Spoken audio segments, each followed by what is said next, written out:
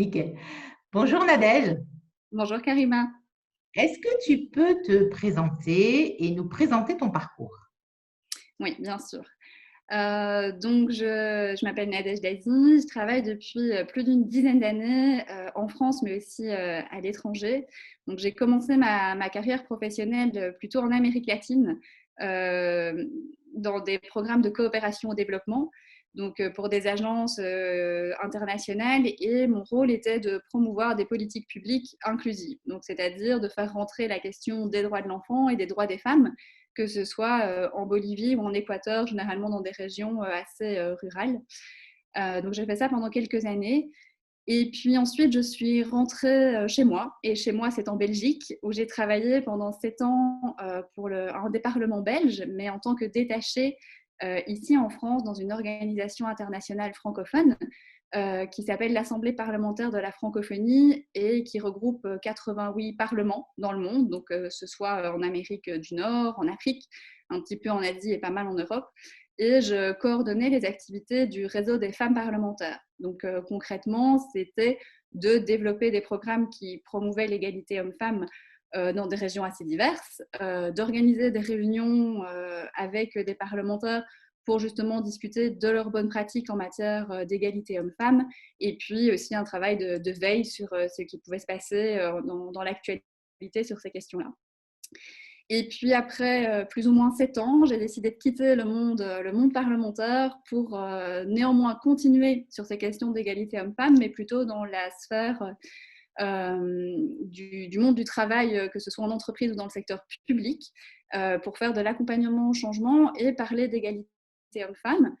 J'ai fait ça pendant une grosse année. Et puis, suite au confinement et une volonté de développer aussi ma propre activité, je me suis mis à travailler en tant qu'indépendante, en tant qu'entrepreneur, sur ces questions-là, en tant que consultante formatrice. Et là, il y a 3 grandes thématiques que je travaille actuellement, qui sont l'égalité professionnelle, je vais dire pure et dure, stricto sensu, la question de la parentalité égalitaire et de l'éducation non sexiste. Et donc, en fait, ma vision sur ces questions, notamment de parentalité égalitaire, c'est de faire rentrer la question de l'égalité via l'accompagnement à la parentalité, qu'on a quand même beaucoup vu ces derniers temps, notamment avec le confinement, mais pour essayer de faire rimer justement parentalité et égalité, ce que je trouve qui ne se fait pas encore forcément toujours dans ces accompagnements à la parentalité actuellement.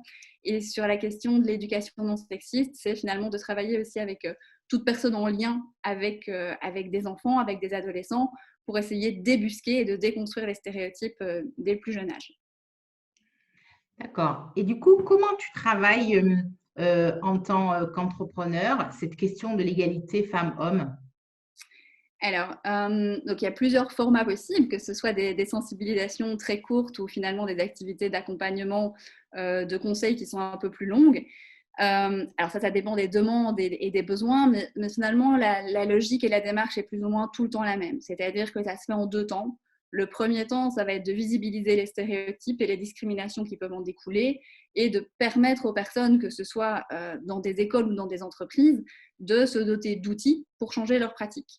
Mais la première vraiment étape, c'est qu'ils prennent conscience des stéréotypes qui existent. Parce que même en 2020 et bientôt en 2021, ils sont encore toujours présents, ils sont là et très souvent, en fait, ils sont complètement inconscients.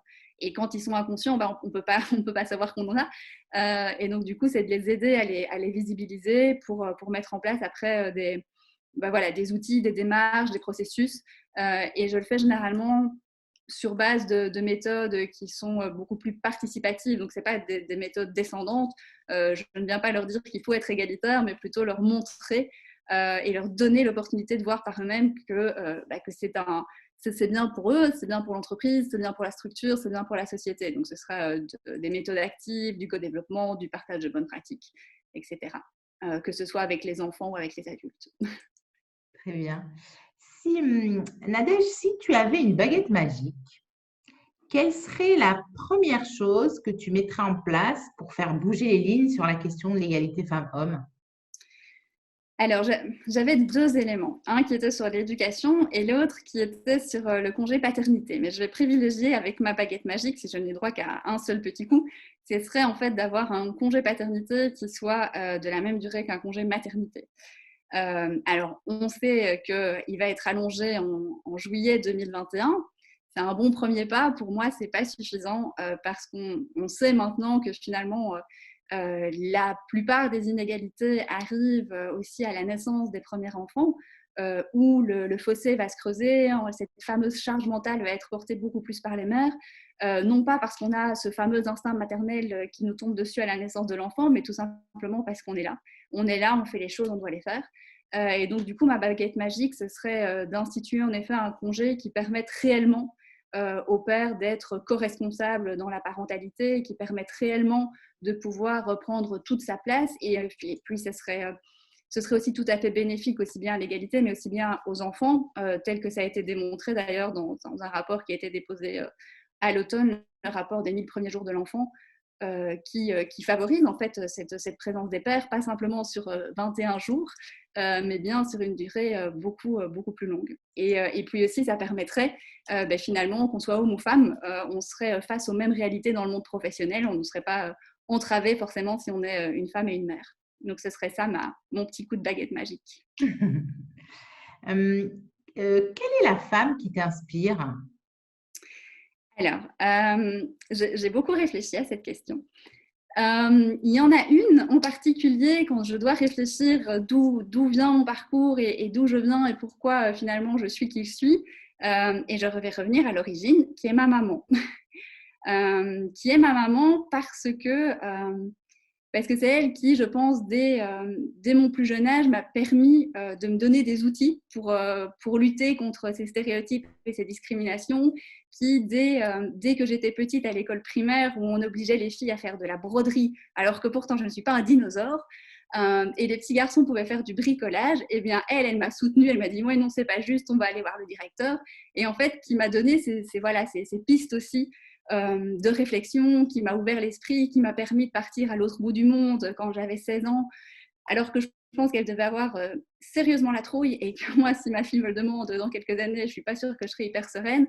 Mais voilà, elle a cru en moi, elle m'a permis de me les développer, elle m'a toujours donné les outils et les ressources pour faire ce que je voulais. Et puis, elle m'a aussi montré que finalement, c'était à force de persévérance et de travail qu'on obtenait aussi ce qu'on voulait dans un monde qui, en effet, n'était pas forcément égalitaire, mais que voilà, si on voulait avancer, on pouvait avancer. Donc, c'est elle en particulier que j'aurais envie de mentionner aujourd'hui. Et de manière générale, en fait, c'est des personnes les personnes qui m'inspirent sont des personnes et des femmes qui ont su se dépasser, qui ont cru en elles, qui ont poursuivi un rêve, quels que soient les obstacles qui étaient là. Et je pense que ma maman en a fait partie de ces personnes-là. Et du coup, je voulais lui rendre ça aujourd'hui. Superbe. Merci pour cette belle émotion, du coup. On remercie les mamans aussi, c'est primordial. Et est-ce que tu peux nous dire quel est le prénom de ta maman? Elle s'appelle Annick. Merci beaucoup, Annick. Merci, Nadège. Merci, Karima. À bientôt. À bientôt.